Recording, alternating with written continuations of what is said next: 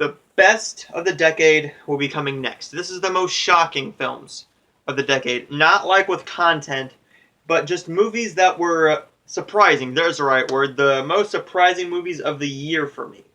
Or year. Of the decade. From 2010 all the way until 2019. We still have a lot more to go, but I haven't seen all the 2019 films. I haven't seen all the films of the decade. Of course I haven't, but still. We need to get into the most surprising films of the decade. And we're going to start off with this film right here. Get Out. Oh, and first, let me show you how many films we have in this. We have all of these to get through, so let's get into it. We have Get Out. Jordan Peele's directorial debut in the world of horror. I believe this was his directorial debut. Unless he did something on Key and Peele or something like that. This film was really, really awesome. I was not expecting much from this. I was expecting nothing except a cliched horror film. And you get your cliches, but it's a very intense, scary, and bewildering movie. It's a great film. It's endlessly frightening. And Blumhouse hit it out of the park with this one. Jordan Peele is one of my new favorite, or one of my highly liked directors. Because he made Get Out and Us. I liked Get Out a little bit more, but Us is certainly a fantastic film. And it will probably be on my top 20 films of 2019. I can guarantee you that. So Get Out. Let's grab a stack and go with it. Alright. Next up we have Revenge. Revenge is the story all about this woman who is brutally raped and murdered.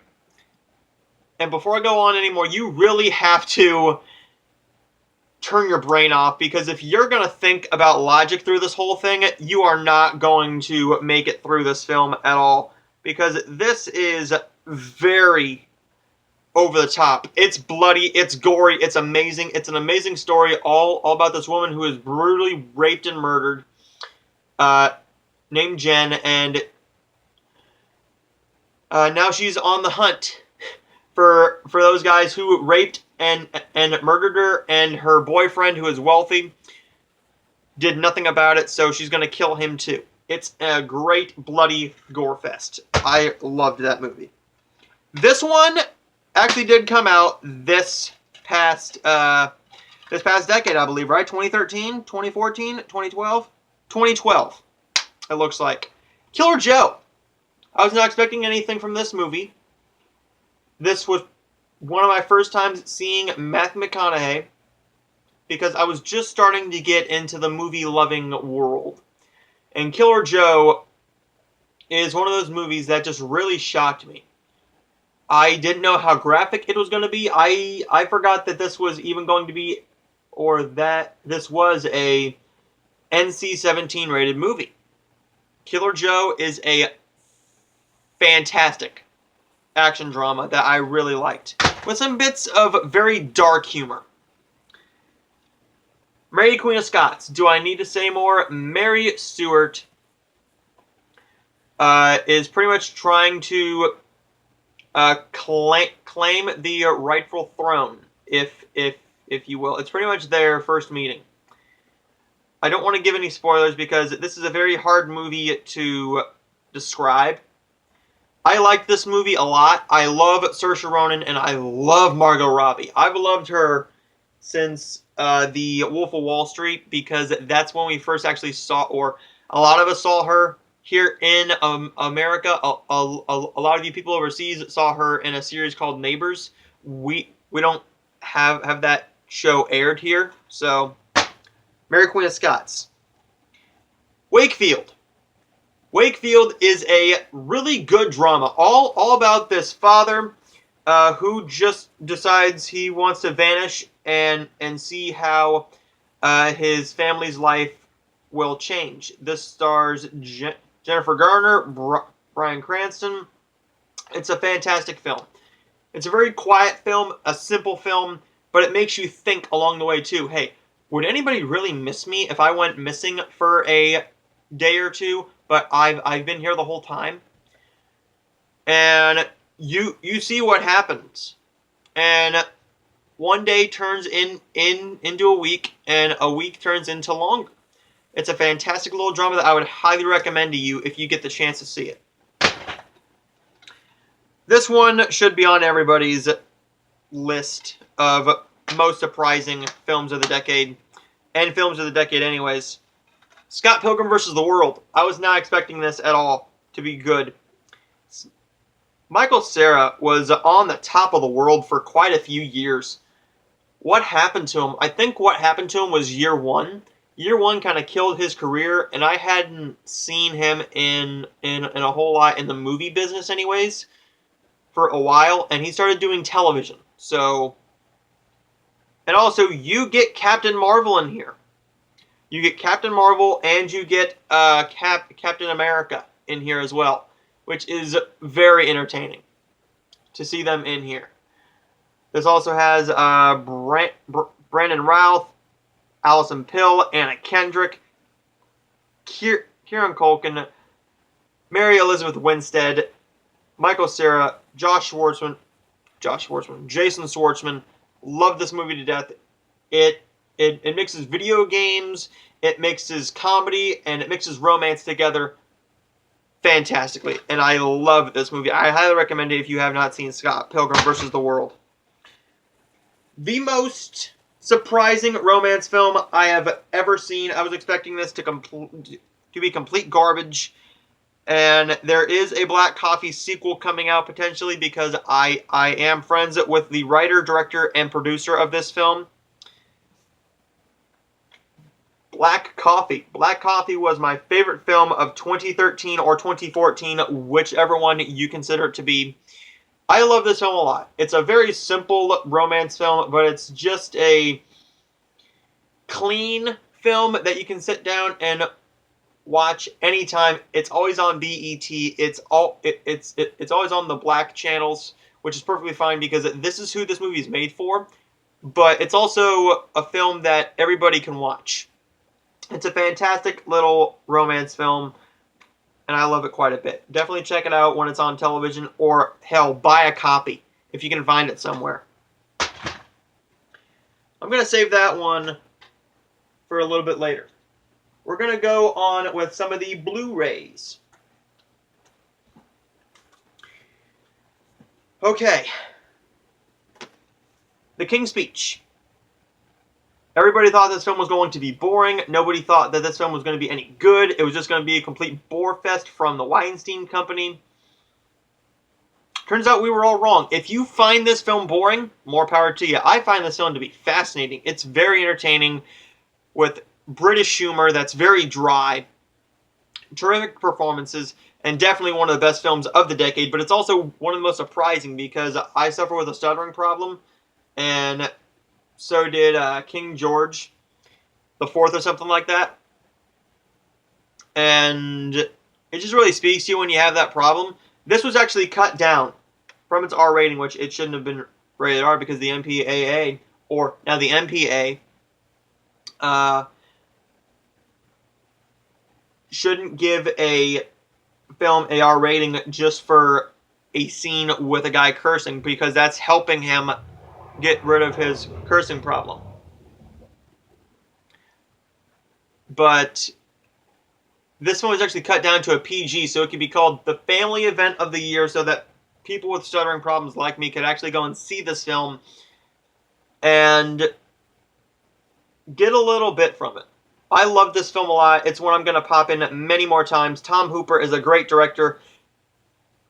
I don't get why Cats... Well, I haven't seen Cats, but Cats is getting stupid bad reviews.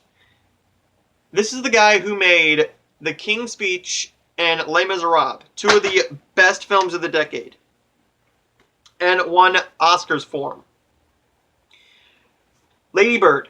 I was not expecting this film to be any good. I was introduced to the world of Saoirse Ronan, and Beanie Feldstein is also in here with Laurie Metcalf, Timothée Chalamet, Lucas Hedges' tremendous film.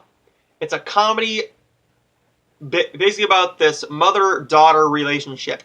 But this daughter who is fighting against everything, she's getting into boys and stuff like that. It's a tremendous little film written and directed by Greta Gerwig. I'm looking forward to Little Women so much because it also is written and directed by Greta Gerwig. Stars Saoirse Ronan and Timothée Chalamet, two of the best young actors I've ever seen. I guarantee you that Timothée Chalamet can possibly be the next Daniel Day-Lewis, and Saoirse Ronan can possibly be the next Meryl Streep. We will see these two actors get award nomination after award nomination after award nomination, and they delve themselves completely, engross themselves into their roles, no matter what it is. Lady Bird is one of the best films of the decade, but it was also shocking because that was one of my very first period pieces that I was not completely bored by. This film right here is one that I was looking forward to, but I didn't think it was going to be this good. Hitchcock. I watched Hitchcock before I watched Psycho, and I think that was the right decision. Because, of course, it gave me a little bit of a spoiler, but I was going to watch the movie anyways. I knew that that the shower scene was in there. I didn't know how it was actually filmed and what it was actually like. Now, of course, this film is not, infamously, apparently it's not historically accurate, but I don't care. This one was fantastic. Anthony Hopkins, Scarlett Johansson, Helen Mirren, Toni Collette, Jessica Biel, James Darcy, and Danny Huston. Fantastic cast here. I love this film so much. It's going to be in my top 15 films of the decade. Probably within my top 10. Phantom Thread. This is a film that's not made for me. This movie is not made for me whatsoever. It's a film that is made for older people who love period pieces.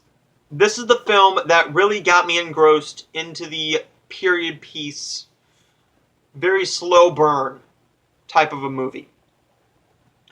It's a great film all about this guy named Reynolds Woodcock, who is this world-renowned dressmaker post-war 1950s London. And he meets this woman named Alma, and it's basically their relationship. She has to follow all these rules and everything, and he doesn't really like certain things going on. He likes to be quiet when he's when it's time for breakfast. And there's a really good scene where Daniel Day-Lewis gets pissed off over asparagus. It's a great film. I love it so much. You might not like it so much. It's a Focus Features film that is certainly not going to be for everybody. And before I go into these, I'm going to say that I was not allowed to watch PG or PG-13 to R-rated films until like 2011. And I was just completely done with it. I am like, I love movies. I am going to go and see whatever the fuck I want to see now. So, me and an old friend went to go and see Fast 5. That was my first introduction to the Fast and Furious franchise. And I love all of them. I love all of them. These were very surprising. So much fun. These will not be in my top films of the year or of the decade because, well, these are not one of... These aren't some of the best films ever made. But they are so entertaining that I had to put them on here. Tremendous action films. If you've seen The Room, you need to see The Disaster Artist. Oh, hi, Mark. Hi, doggy. I did not hit her. I did not. You're tearing me apart, Lisa. This film is tremendous. James Franco stars and directs in this film as Tommy Wiseau, who made one of the most infamously best worst movies ever made, called The Room. It pretty much has a plot, but the plot isn't the actual plot. It's a tremendous A24 film that I'm going to recommend to you if you have not seen it. This has a all-star cast with Alison Brie, Josh Hutcherson, Jackie Weaver, Dave Franco, James Franco, Seth Rogen, Zac Efron's in here too. It's a tremendous film that A24 put out, along with Lady Bird, that are some of the best of the year, and they are one of my favorite studios out there right now. They almost never churn out crap. And then we have these left for the most surprising. And then I will get into the best of the decade. Oh, we have one more. That's right, we got one more. Darkest Hour. I was expecting this film to be completely boring. There's a lot of talking in this film. The first 45 minutes to an hour are really engrossing. This film is like 2 hours and something. 2 hours and 5 minutes. You definitely feel the length, but it's a good biopic that if you are into Winston Churchill, you need to see this film based off of Gary Oldman's performance alone. This is why he finally got his Oscar for it. Everybody was going to poo-poo on this film, and I looked at the trailer, and I was very scared going into it because I almost saw not a lot of great reviews for it, and that's Beauty and the Beast.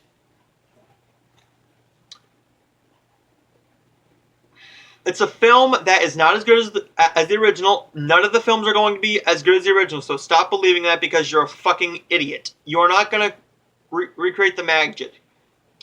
You're not going to recreate the magic of Beauty and the Beast, Aladdin, Dumbo, Cinderella, The Lion King. You aren't going to do it. The one that might do it is Mulan, because from what I have been watching recently, Disney feels that this could be a Oscar winner for them with the 2021 Oscars. So we will just have to wait and see. This film has good music, some decent singing, but great effects. This is basically going to be the movie that Emma Watson is known for now, instead of Harry Potter films, which are the better films, yes. But for kids who can't watch Harry Potter quite yet, Beauty and the Beast is the film that's going to introduce them to her and get them to love her. This film made quite a bit at the box office, and I don't know if we will be getting a sequel to it, because they did make sequels, and I think you could do a Christmas movie with these two actors in it. There's Beauty and the Beast. Blockers, with John Cena, Leslie Mann, Ike Barinholtz. This also introduced us to one of the young actresses, well, two of the best young actresses out there today. The ones who played Julie and Kayla. I can't remember their names right now, but this is a great comedy. I saw this in theaters. Me and my buddy were looking forward to this like no other movie coming out that year. It's a film that is funny, but it also has heart, and if you're a parent, I've also heard that you relate to this. I am not a parent, and this film was absolutely fantastic. Being a John Cena fan being a fan of John Cena as a wrestler for most of my life, it kind of stung when he left the business to become a movie star, but he's making quality content. I have not seen Playing with Fire yet. I know that movie is going to be bad, but I still want to see it and support him so that we can get him some more roles. Blockers is one of the best comedies of the decade. It's a fantastic comedy, way better than Good Boys, and way better than any film or almost any film you can throw out there to me that made me laugh as hard as Blockers did in the theaters. On to the last John Cena film, Yes, the last John Cena film in this video, Transformers. We all thought this movie was going to suck. Bumblebee, Haley Steinfeld, and John Cena. We were not expecting this one to be any good. The last Transformers film really sucked. I really liked Transformers, Dark of the Moon, and Age of Extinction. Age of Extinction was way too damn long at 2 hours and 45 minutes. But this film is a crisp 153. It's a great time with some good comedy from Bumblebee. And Cena is not a bad actor. I don't get why Cena is getting a bad rap for this film. I enjoyed this film to the highest extent. I read the book before seeing this movie. I was going to go and see this in theaters, but me and my buddy could not go and see the movie in theaters because plans did not work out so that we could go and see it. So I got this for Christmas from him, and it was a simple favor. One of the best mystery adult thrillers of all time. The book was tremendous. The book was written by, it should say here, based on the novel by Darcy Bell. I'm hoping that Darcy Bell does another book or writes another book.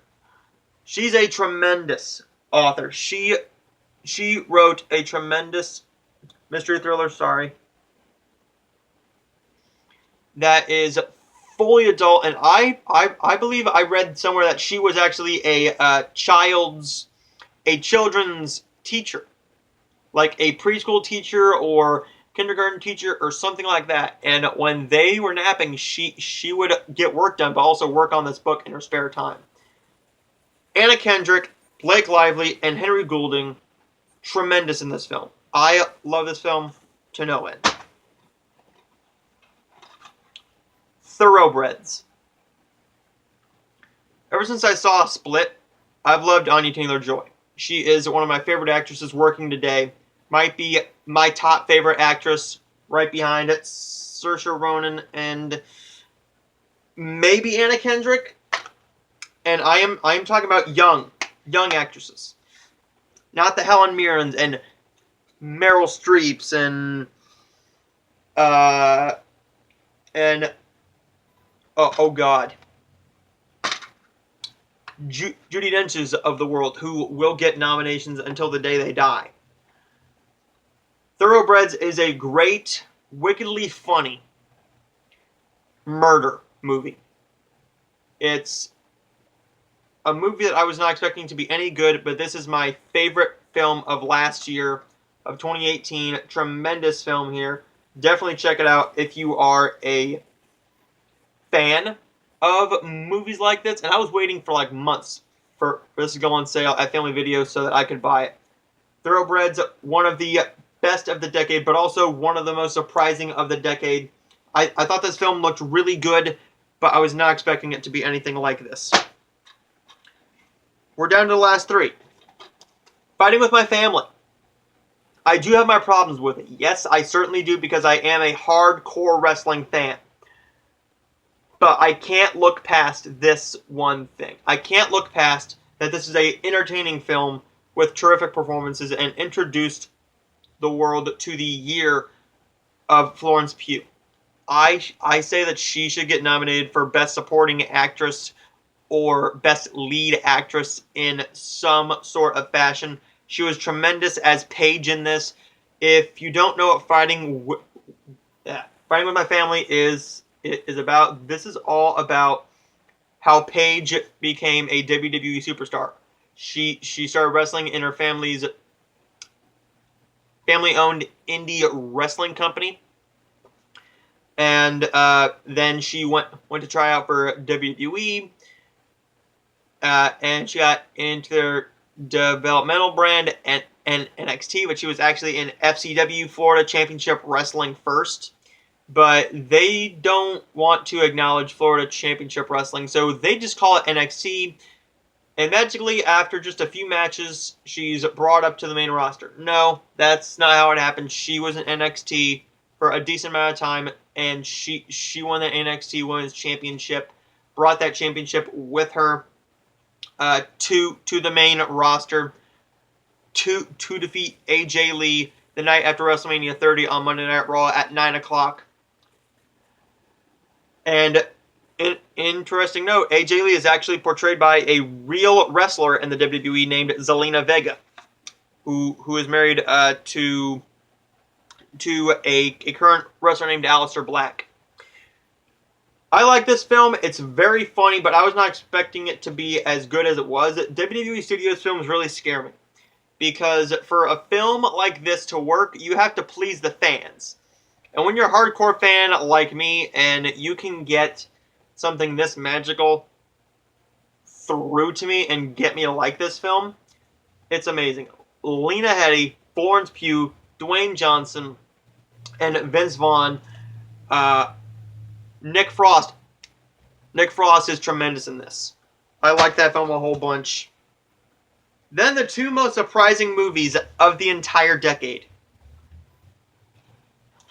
The Wife. I still say that it was a tightly knit race for Best Actress at the Oscars. It should have gone to either Glenn Close, Olivia Colman, or Lady Gaga. I think Glenn Close should have won it because she was tremendous in this film, and I watched it before the Oscars, like right before the Oscars, just a couple days before. It's a tremendous little film. I like this a lot. It's a lower budget film, all about Joan and Joe Castleman, played by Glenn Close and Jonathan Pryce, and he's getting a I think he's getting the Pulitzer Prize or something like that. He's getting some sort of award. And basically, this film is their marriage falling apart, sort of. It's a film that I would highly recommend. It's one of the best of the decade, and the most surprising of the decade, especially for me, because, let's be honest, The Wife is not made for a person my age, but I love it nonetheless. Finally, we have Under the Silver Lake with Andrew Garfield and Topher Grace. Yes, Topher Grace is in this movie. He's not in it a whole lot, but Andrew Garfield is tremendous in this. This film is actually a 2017 movie, but it was released here in the States in 2019. So I'm calling it a 2019 film. One of the best films of the year, and one of the best films of the entire decade. It's a A24 film that really secured it for me that they are one of the best studios out there. One of the best distributors out there right now. It's a mystery, it's a comedy, it's part romance, and it's from the director and writer, I believe, of It Follows, which is a great horror film from 2015. This film is definitely going to be in my top favorite films of the decade and of the entire year. And now let's get into my favorite films of the decade.